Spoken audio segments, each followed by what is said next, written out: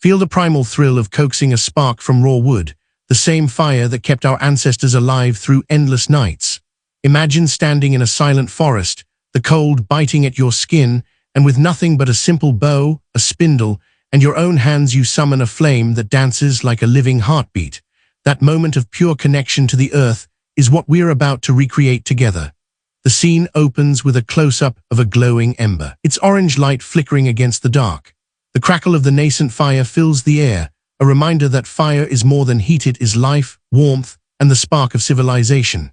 As the ember grows, we sweep away a modern lighter, letting it fall to the ground, and turn our focus to the handcrafted bow drill, poised for action beneath a sunrise that paints the canopy gold. I'm standing beside a fallen cedar, tools laid out on a weathered workbench. The raw timber stretches out, waiting to be transformed. In the next few minutes, we'll walk through every step, selecting the right wood, shaping each component, and finally coaxing that first ember into a roaring campfire. By the end of this journey, you'll hold a fully functional bow drill kit that you built from scratch, a piece of ancient technology that fits in the palm of your hand and can be trusted anywhere the wild calls. Welcome to Untamed Heritage, the place where we revive the skills that once defined humanity. I'm your guide, and together we'll explore the art of firemaking as it was practiced by those who walked the earth long before modern conveniences. First, we'll talk about why the choice of wood matters. Soft, fast-growing species like willow, cottonwood, and cedar are ideal because their fibers create the right amount of friction without splintering. Hard, resinous woods, such as oak or pine, tend to bind and stall the spin, making the process frustrating. You'll start by scouting a fallen log, checking the grain direction with a simple tap test, and feeling the moisture content with our fingertips. The goal is to find a piece that is dry enough to spark, but still retains a little flexibility. Once the perfect section is identified, we'll cut a 2-foot branch for the bow, a 6-inch spindle for the drill, a 4-inch fireboard, and a small socket that will hold the spindle steady. Each piece is shaped with a hand axe and a draw knife, then smoothed with sandpaper to remove rough edges that could catch or wobble. Next, we'll craft the bow itself. The bow needs a gentle curve, about 1 foot long and half an inch thick, allowing it to bend without breaking. We'll carve the curve slowly, testing the flex with each pass until it springs back with a satisfying snap.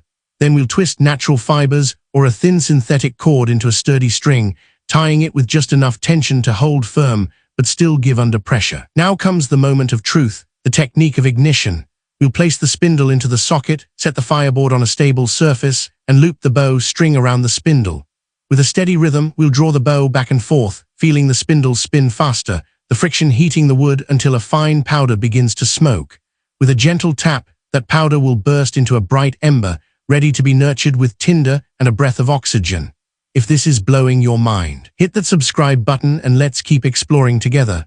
Now that the bow is ready and the string is tensioned just right, we move to the heart of the process, coaxing that first ember from the friction of wood. Place the spindle snugly into the socket, making sure the tip sits squarely in the notch you carved on the fireboard. The notch should be shallow enough to hold the spindle, but deep enough to allow a smooth groove for the dust to collect. With the bow string looped around the spindle, take a breath, find a steady rhythm, and begin the back and forth motion. Feel the resistance give way as the spindle accelerates, the wood heating with each pass.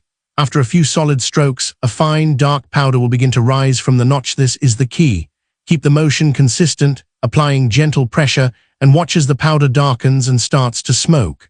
When the smoke thickens, give the spindle a quick, firm tap against the fireboard. The impact should release a bright, glowing ember, cradled in the dust you've just generated.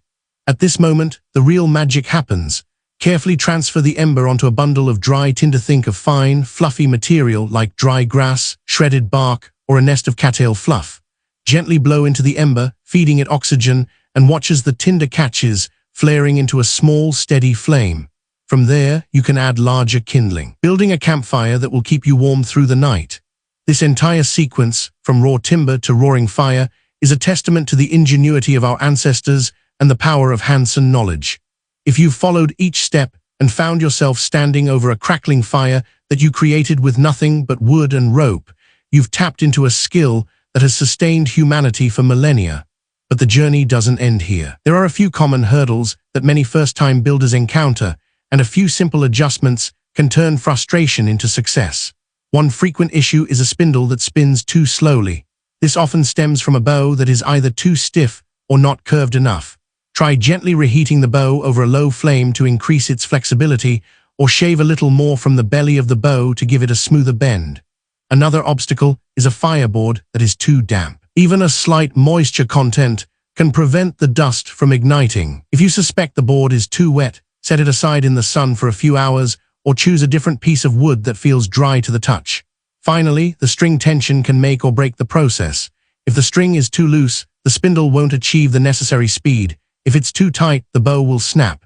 A good rule of thumb is to stretch the string until you can pull it back about 1/4 of an inch beyond its resting length, then release it with a firm, controlled motion. Now, let's talk about portability. A functional bow drill kit isn't just a project. It's a piece of equipment you can carry on any adventure. Once you've finished shaping each component, sand the surface's smooth edges, then apply a thin coat of natural oil such as linseed or walnut to protect the wood from the elements without compromising friction. Wrap the bow, spindle, fireboard, and socket together in a small leather pouch or a piece of bark, securing them with a length of cord. This compact bundle can fit easily into a backpack, ready to be deployed whenever the need for fire arises, whether you're deep in the backcountry or navigating an unexpected night in the wilderness. As you practice, you'll notice subtle variations in technique that suit your own style. Some people prefer a rapid, short-stroke motion, while others find a slower, longer pull more effective. Experiment with both and pay attention to how the wood responds. The sound of the spindle whirring, the scent of heated wood, and the faint glow of the ember are all cues that guide you toward mastery. Over time, you'll develop an intuition for the perfect balance of pressure, speed, and rhythm, allowing you to start a fire even in less than ideal conditions, high humidity, damp tinder, or windy environments. Before we close, I want to hear from you. What challenges have you faced when trying to start a fire with a bow drill? Have you discovered a particular wood species that works better in your region? Share your experiences in the comments below, and let's learn from each other's trials and triumphs. If you've built your own kit, snap a photo of the finished set and tag it with the channel's hashtag. I love seeing how this community brings ancient techniques into modern hands.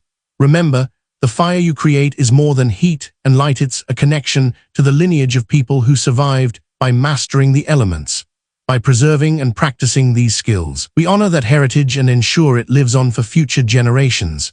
So keep experimenting, keep refining, and keep sharing. If you found this walkthrough helpful, give it a thumbs up.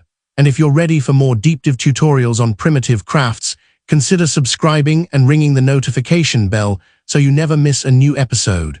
Your support fuels the channel and helps us bring more of these timeless lessons to life. Thank you for joining me on this journey into the heart of firemaking. May your future fires burn bright, your path stay wild, and your spirit remain untamed. Until the next adventure, stay curious, stay capable, and keep the flame alive.